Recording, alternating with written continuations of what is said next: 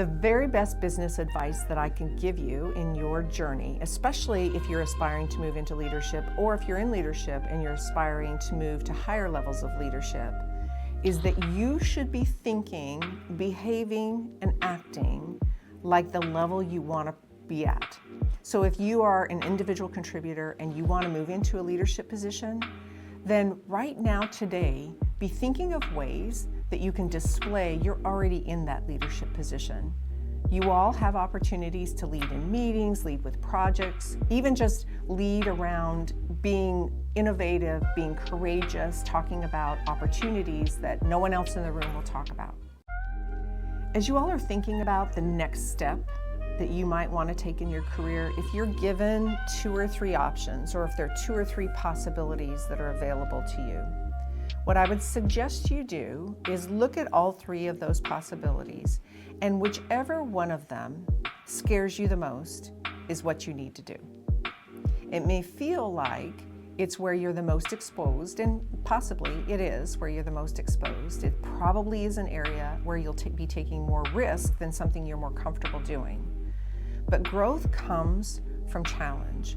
Growth comes from being uncomfortable. It's called growing pains for a reason. It's not growing fun.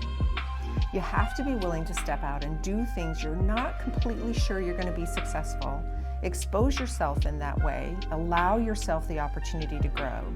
And I can guarantee you the people around you, the people who matter, will be there to support you and catch you if you trip. I found the best way to create a collaborative culture is to be inclusive, right? And this whole notion in higher education is what we call or define as shared governance. And shared governance, everyone has a part in the decision-making process. So that's faculty, staff, students, and alumni, and community stakeholders. And so for me, I manage currently full-time and part-time. There's roughly about 450 full-time, part-time employees. There's about 2,000 students, and there's over about 8,000, a little over 8,000 alumni. And so when you think about that many constituent groups and balancing that, it's imperative that collaboration and communication happens. And I often say in leadership, leadership is lonely if you're not intentionally inclusive, okay? And so when we talk about shared governance, people always want the glory when the success happens, right?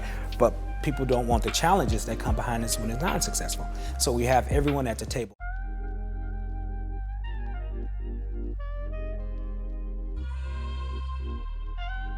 My leadership style is defined in 3 ways, right?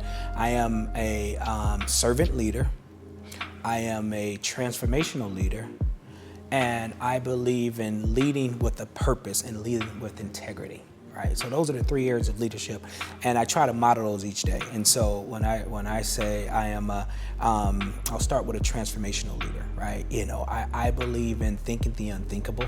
And sometimes in leadership, we're fearful of making a decision because of the outcome may not be the best outcome, right? So that stops our creativity, that stops our ability to reimagine what's possible. And so as a transformation leader, I encourage our team, like, hey, make the decision. If it doesn't go well, guess what? We know what to do, not to do again in the future. We build off of that and go to the next level. And so moving organizations or entities or boards that I'm on from this level to the next level. So that piece that is there. A servant leader is, I believe in the people, right? I believe in the people that I serve. And so this is a ministry for me in higher education. I wasn't called to the pulpit because God is still working on this vessel, right?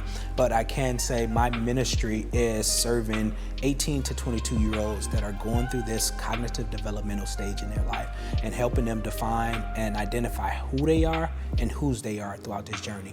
So our institution has, again, you'll hear a lot of me in 4s because we do these things here, either 3 or 4. We have this, we believe in developing a student holistically. That's academically, that's personally, that's socially, and more importantly for all of us is spiritually, because it's tied to our mission as a Christian institution. And so for me in those areas, as a transformational leader, a servant leader, and a leader that leads with character and integrity, because too often times that in situations we'll say individuals will say something, but their actions display something totally different, right? So both what I say and my actions have to directly align. And so that only can happen if you're leading with character and integrity within the role that you do. And because this is my ministry, on Judgment Day, God would say, "Good work, my faithful servant." Based on what I do here, those 3 areas is what define my leadership.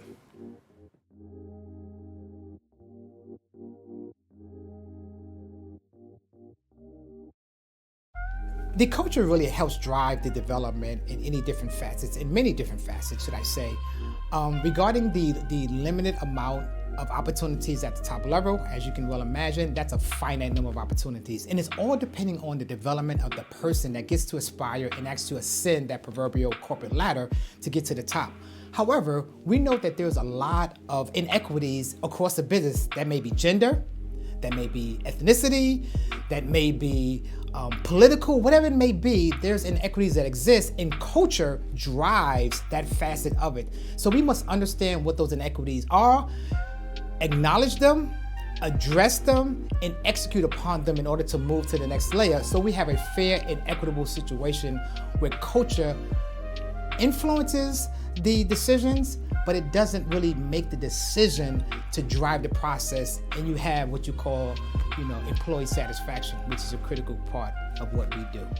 My number one rule around employee development is the actual employee owns their process. They own the development. Now, the organization in which they work for is a facilitator and provides the resources to do that, but at the end of the day, you must be the owner and architect of your development. It's a critical part of your growth. It's a critical part of what you do, and it makes you better to sharpen your sword during the process to make certain that you get the ideal goal in moving the organization. Development is about getting better at what you do from day 1 through day X, and at the end of the day, the organization recognizes that development, and it allows you the opportunity to aspire the proverbial corporate ladder. So that's very important in the process, but you must own the process of development.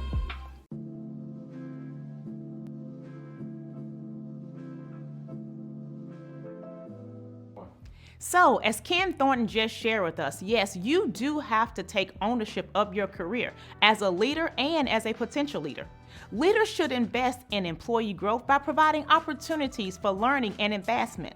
But guess what? Employees must take ownership themselves. Employees must take the initiative to grow. Growth isn't just the company's responsibility, it's ours as future leaders. The power of personal branding.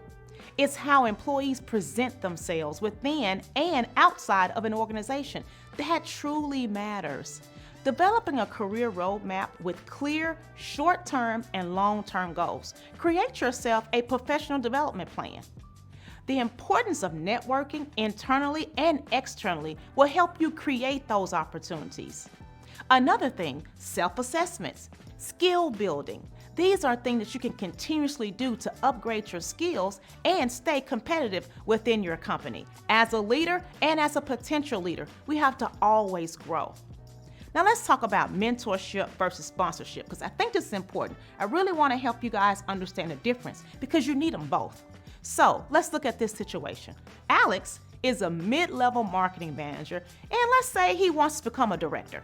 He reaches out to, let's say, Lisa. Lisa is a senior marketing executive, and she's going to be his mentor. Now, let's point out that Alex seeked out Lisa. When you have a mentor, you seek them out, okay? So let's look at some actions around being a mentor. Lisa meets with Alex regularly. She offers him advice on leadership skills, strategic thinking, and navigating some of the office dynamics. Now, Lisa shares her own experiences from her career. She gives him guidance on how to handle challenges. She provides some constructive feedback on his projects, and she gives suggestions about training programs like this one to help him grow. Now, Lisa encourages Alex to network, but she doesn't directly influence his promotion. So, the key takeaway in that is being a mentor or having a mentor, they provide guidance and coaching and development advice, but they do not directly advocate for your career advancement. That's what a sponsor does, okay? So now let's look at sponsorship. Sponsorship. Now, let's say after working with Lisa, Alex grown in his role. He loves what he's doing. He's shining. He's taking on special projects, and he's ready for the leadership position. He's ready to go to the next level. However, now Alex needs someone to advocate for him at the decision-making table. Alex now needs someone to be in those rooms that he'll never be in. He wants his name to be mentioned to help him get his promotion that he's looking for. So let's look at an example of that. So now Lisa, she's got Alex confident in his skills. She's even brought his name up in some executive meetings that are being discussed about candidates for promotions. Now Lori has acknowledged that. Lori personally recommends Alex for a high visibility project that will showcase his leadership abilities. Lori also introduces Alex to some other key stakeholders and ensures that he's in the room when decisions are being made. Now, when a director position opens up, Lori directly endorses Alex for senior executives and pushes for his promotion.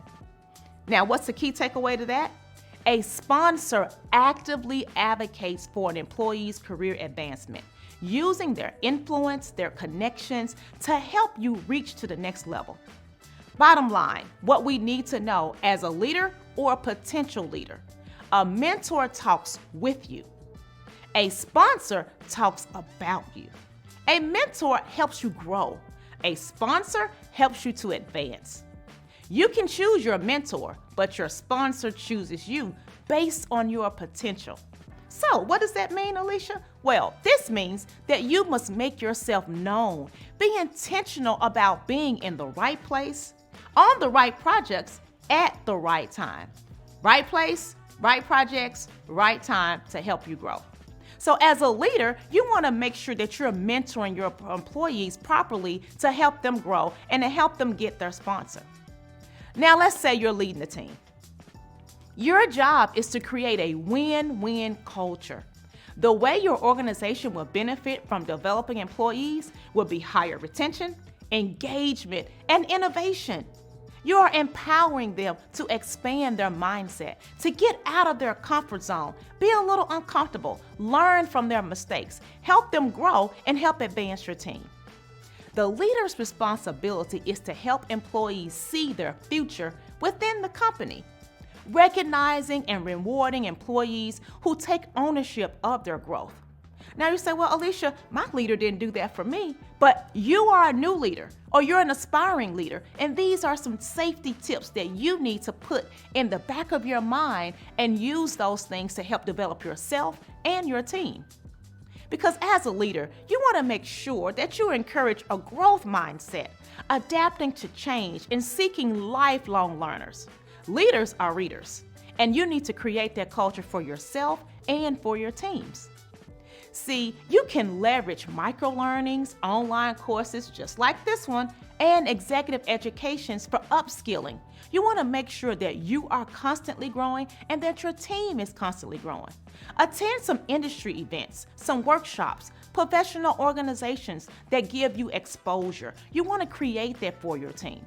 Now, I go to so many different conferences, take workshops online, do lots of e-learning because I want to continue to grow and develop those that are around me. So as a leader, as a potential leader, you want to do the same thing. So let's get up, get out of our comfort zones, and go after your dreams. And don't forget, continue to network, own your career, and be careful and consistent about your brand.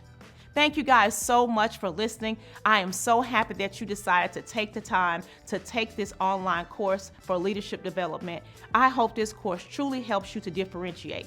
And if you ever need me for anything, any one-on-one, I offer special white glove services. My email address is Alicia, that's ALICIA, at acareergirl.com. You can always text or call me at 901-402-1002. I'm always happy to help. And check out my website at acareergirl.com. I hope to see you soon and enjoy. Thank you for investing in you. You owe it to you to go after your dreams. Have a great one. So one of the challenges that many leaders have is the fact that they're running all the time and they don't really create space to have room to breathe and room to think and room to innovate. And so one of the first things I want to throw out is, as you are preparing to make a major decision in your life, it could be relative to life, it could be relative to business, it could be relative to a major family decision, whatever the case, I want to challenge you to pull back and create some space to actually think. A second thought that I want to attach to that is the notion that I want to challenge you to actually take the time to write out your thoughts. So for example, I'm up against a major decision. I want you to outline the pros and the cons. What are the best things that could possibly happen if I make the decision I'm leaning into? And what are the absolute worst things that can possibly happen if I make the decision that I'm leaning into? I want to challenge you to see people as human beings. And when you see them, look at them as people. Look at them as human beings who have their own struggles, who have their own challenges, who are walking through life. And just like you have some struggles and challenges in your life, they're human just like you. So what if there was a way for you to see them as a human being and not as a dollar symbol, okay? And is there a way, when you're engaging people in a networking environment, is there a way to tap into the human that they are, to add value to them as a human being first? And over time, in my experience, I've actually learned that by adding value, by seeing people through the lens of service and seeing people through the lens of people and not profit, over time, the relationship manifests and everybody wins. I'm Edith Kelly Green, and I grew up in Oxford, Mississippi with my grandmother at a challenging time in our life. The first time I knew anything about entrepreneurship was when my grandmother would wash shirts for the students on campus at the University of Mississippi. And the University of Mississippi is located in Oxford, Mississippi. Now, I didn't know that word, couldn't spell the word, couldn't pronounce the word then. But when I look back in my life, I saw how my grandmother did lots of things that allowed us to live, to have food on the table. And this washing shirts for the students on campus, washing them, ironing them, and she hand washed them too. And we did not have a washing machine, but that was her way of making money for our family. So that's how I first got introduced to entrepreneurship. Let's talk about your personal brand. What is the importance of your personal brand as you go externally and you go outside the company? To me, credibility is one of the most important things that you have to have first, just to get people to listen. Why should they even listen to you? Are you even credible? Right? So that is something that you have to work on and you have to establish before you can even engage in collaboration. But you've got to think about your personal brand. So credibility is one piece of it. The other piece is trust. Do they trust you?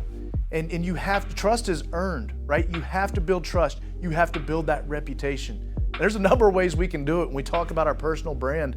A lot of us are online, we're on LinkedIn, or you have Instagram, you have social media networks and things like that. People are gonna look. They're gonna look and see who you are, what you represent, what you say, what you show, how you show up. And there's a lot you can do online just to help establish that credibility, that trust, and that reputation. So what happens when you've listened effectively, you've communicated effectively, and you still are running into barriers?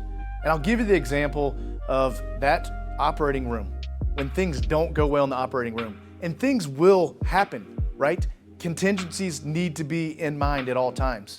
You will have mishaps, and you need to be able to pivot and adjust to those barriers as they come up. But when things happen that aren't supposed to happen, it gets chaotic and things can start falling apart and blame can start being tossed around from the team. In my mind, you have to anticipate those things. And a lot of our surgeons, a lot of the operating staff that we work with, including our Medtronic representatives, they're anticipating those things. And that contingency planning is a big piece of it to make sure when things don't go right, that you have a contingency in place.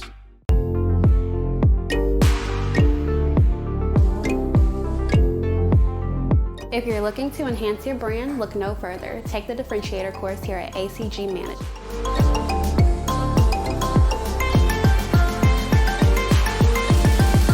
As a trainer with over 2 decades of experience, I cannot wait to share this program with my associates and my teammates.